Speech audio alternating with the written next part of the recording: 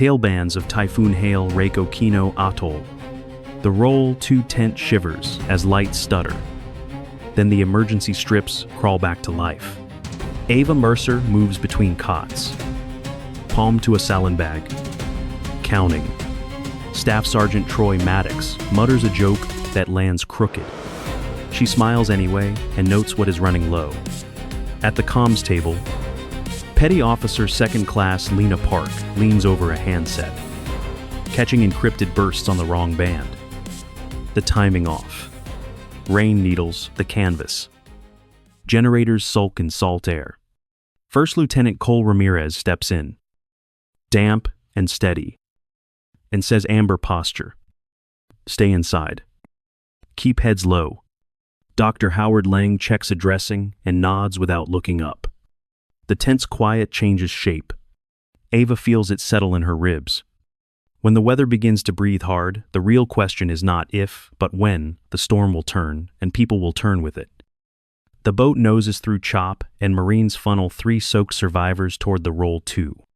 The tent tilts on gusts that feel like a shove. Dr. Howard Lang reads vitals in a quick glance and orders sedation for the disoriented man later logged as Eli Ward. Ava Mercer notes stitched ribs, a fresh head strike, and a waterproof pouch locked in his grip. She logs it as belongings, slides it into the narc cart, and turns the key. Staff Sergeant Troy Maddox tries a tired joke that falls flat.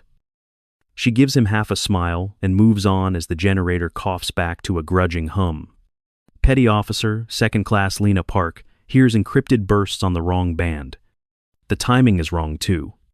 Rain needles, the canvas, and the aluminum frame chatters. First Lieutenant Cole Ramirez raises readiness on the perimeter and tells medical to stay inside. Wet boot prints point toward the isolation cot. Ava counts bags and masks and, for a second, miscounts, then fixes it. The air holds a question she does not like. Sometimes the storm does not come from the sky. It wears a wet hood, whispers on a radio, and chooses a hospital bed by name. At 12:23, the generators hiccup and the emergency strips paint the cots in a cold wash. Rain slackens for a breath, like someone turned the faucet halfway.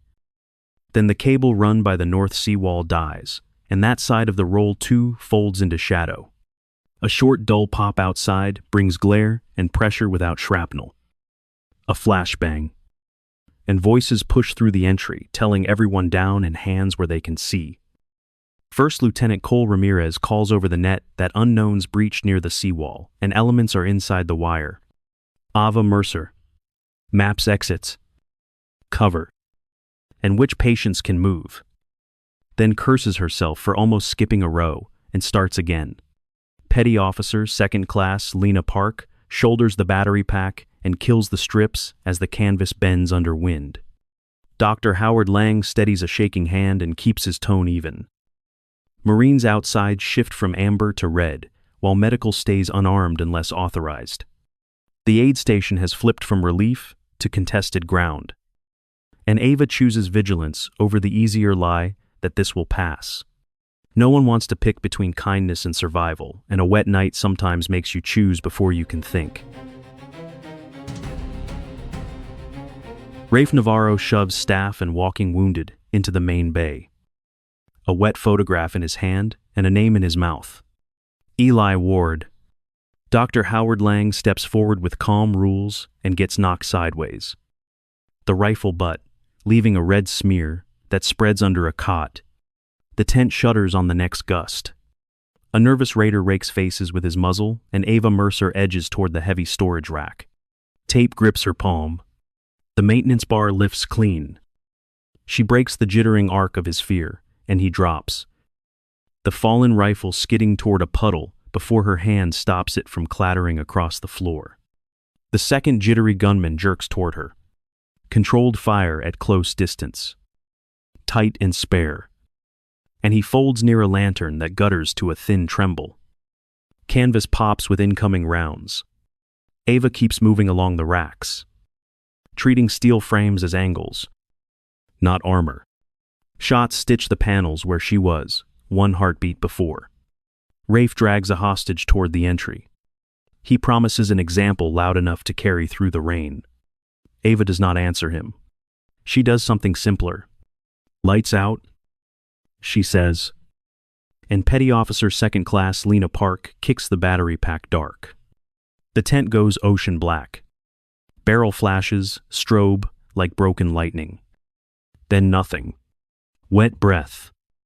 Wet canvas. The smell of metal and iodine.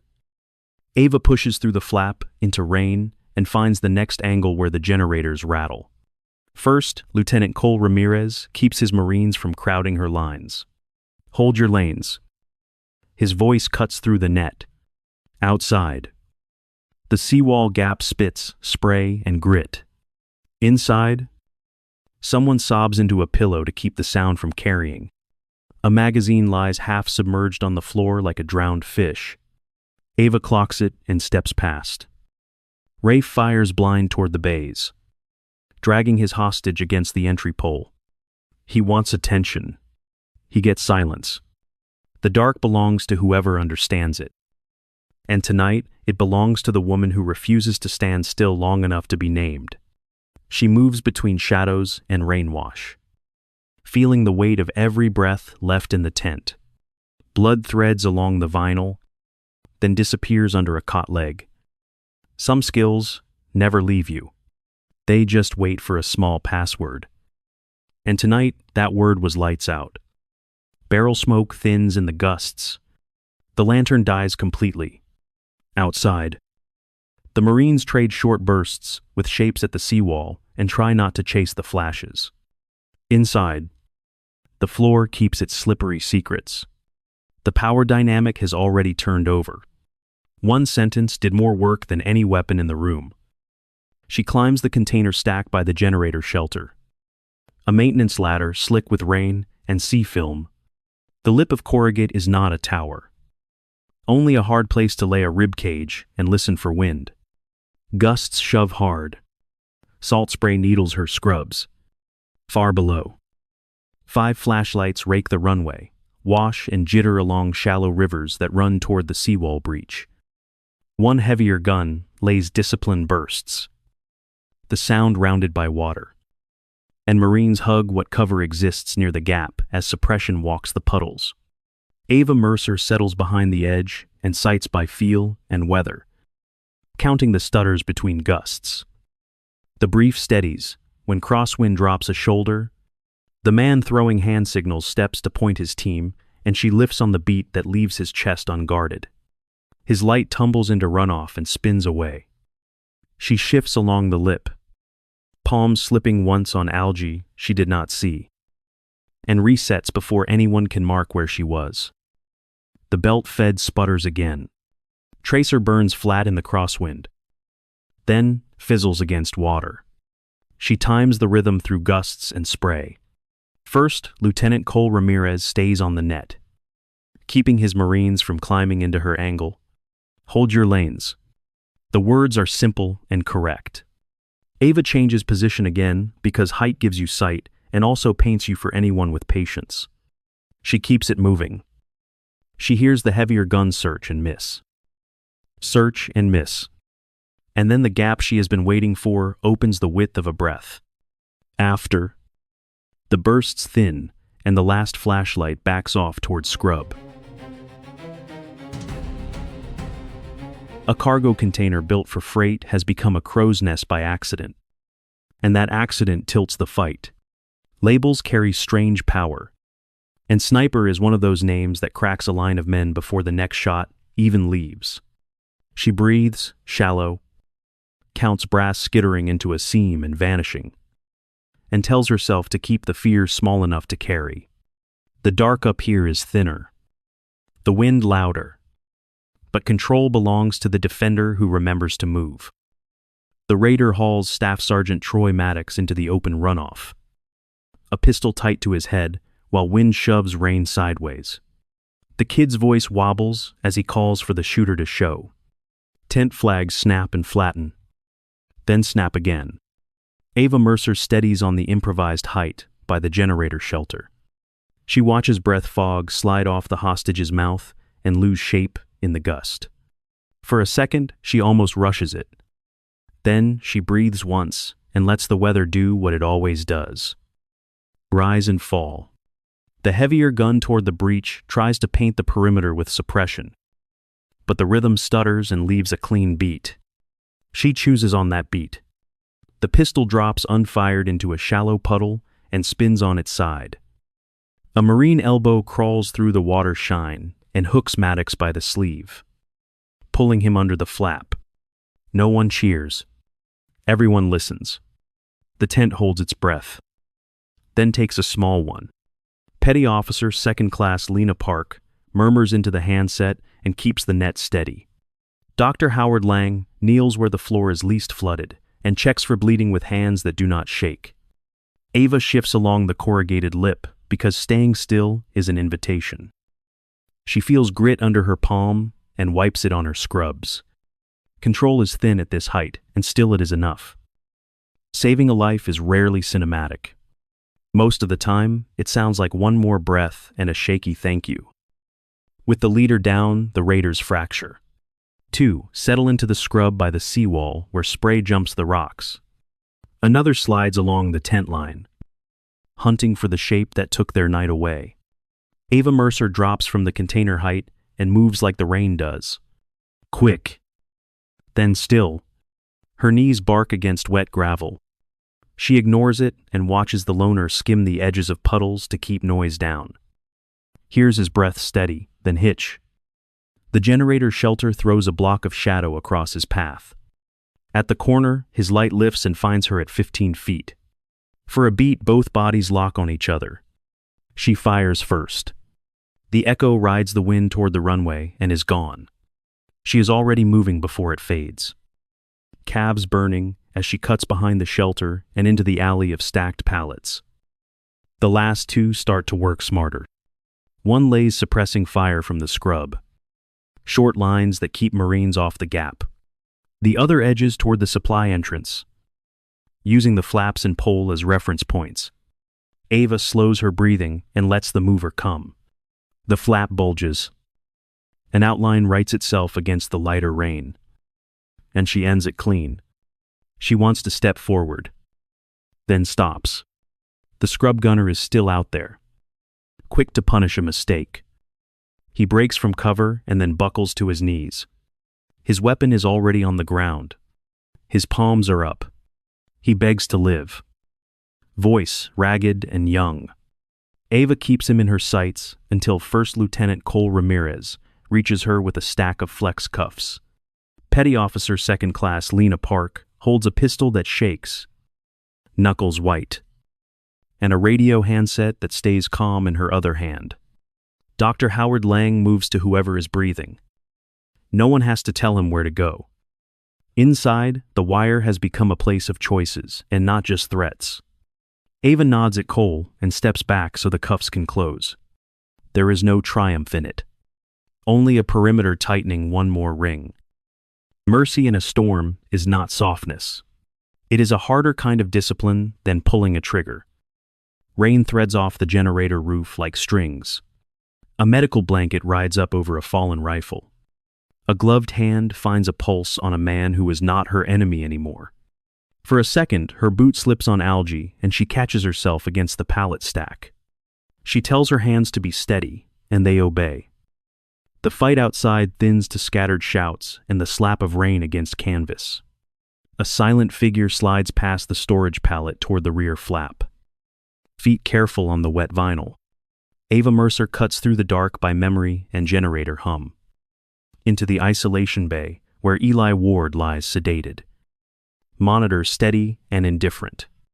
Minimal light pools at his knees. A man stands at the foot of the bed with his rifle angled down at the patient, not at staff. The barrel shining with a single bead of water. He speaks in a plain voice that carries grief and geography. Boats that did not come back. Routes that sell people by the tide. Names he cannot bury because the sea keeps returning them in dreams. His English is crisp. His hands are not. Ava holds her aim, and the room seems to shrink to the sound of filtered air and rain ticks. She gives him the only warning that matters. If he kills a sedated man here, he dies here. And nothing that hurt him will stop for that. For a second, she almost waits too long, hoping he will put the weapon aside and breathe like a person who has just remembered tomorrow.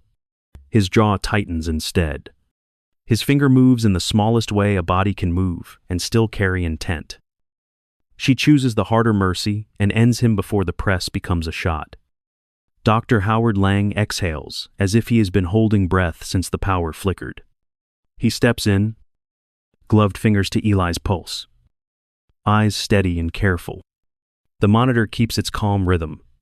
The barrel points at the floor now, empty of threat and full of questions that no one in the room is qualified to answer. Somewhere outside, a radio crackles and then clears.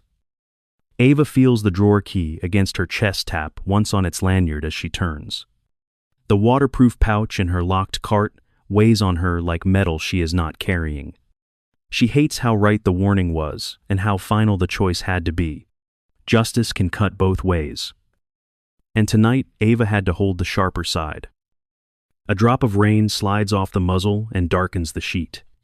For a moment, her grip slips on wet fabric and she corrects it. The most contested ground of the night is a quiet cot where the right decision still feels wrong. By 6:10 in the morning, the wind eases, and headlights push through the mist like careful animals testing the edge of camp. The relief convoy noses onto Okino Atoll, tires sending thin wakes through runway puddles. Major Dana Whitaker steps out first with security forces at her shoulder. She moves with the calm of someone who has done this before. Clipboard dry under a plastic sleeve.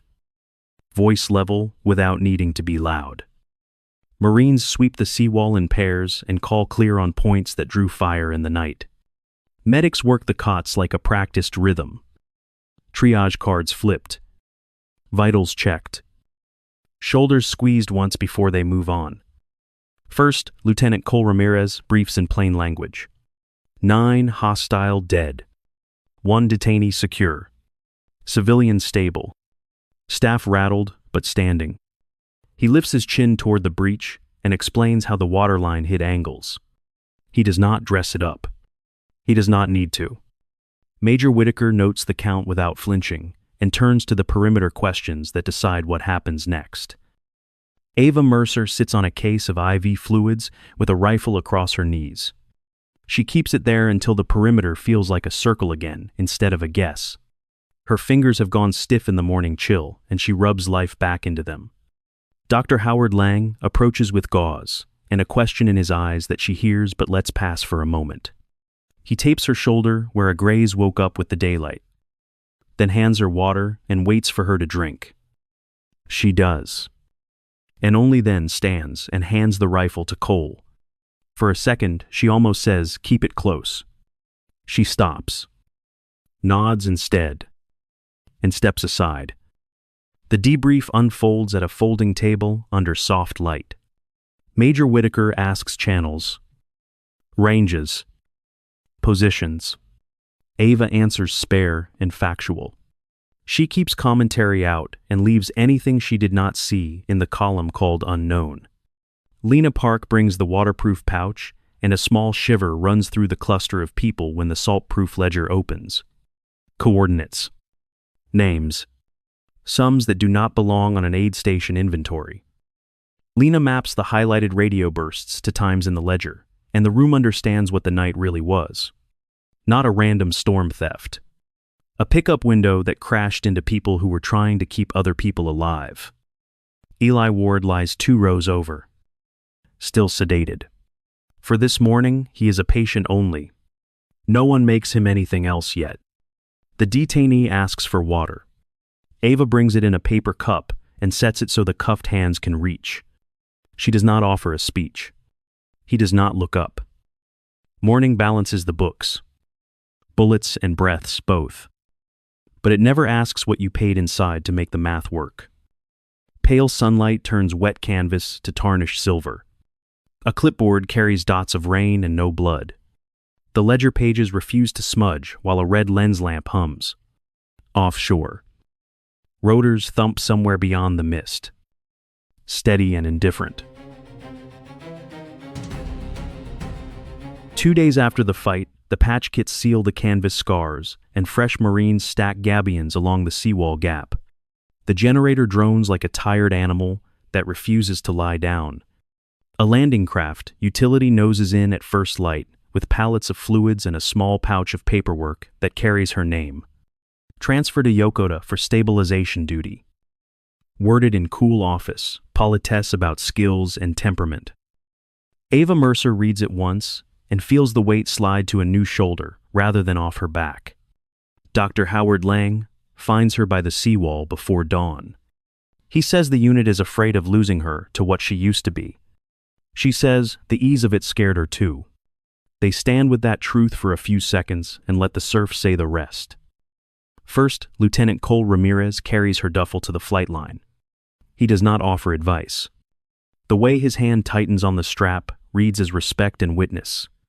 Petty Officer Second Class Lena Park presses a printed sat log into Ava's palm. 4 highlighted lines match the ledger times. A quiet nod that locking the pouch was the right call. Major Dana Whitaker moves the convoy pieces and signs the clearance without fuss. On the far end of the strip, a helicopter idles. Marshaller wands flicker in the mist. Her badge flips backward in the rotor wash, and she pins it with her thumb. Leaving does not feel like dropping anything. It feels like carrying it forward where she can see it. We do not abandon old selves. We learn to seat them in the back and keep the wheel straight in the rain. A corner of the transfer packet is wet. Cole notices and smooths it. Ava steps toward the wash and chooses rotation over retreat. The helicopter lifts at early light, and Ava Mercer closes her eyes. Feeling a rifle's memory. A weight, not metal. Below. Okino Atoll shrinks to tents. A seawall. And Major Dana Whitaker steady by the flight line. The ocean throws coins of light that buy nothing back. Her badge flips in the downdraft, and she pins it with a thumb. Miss once, then catches it. People say storms pass.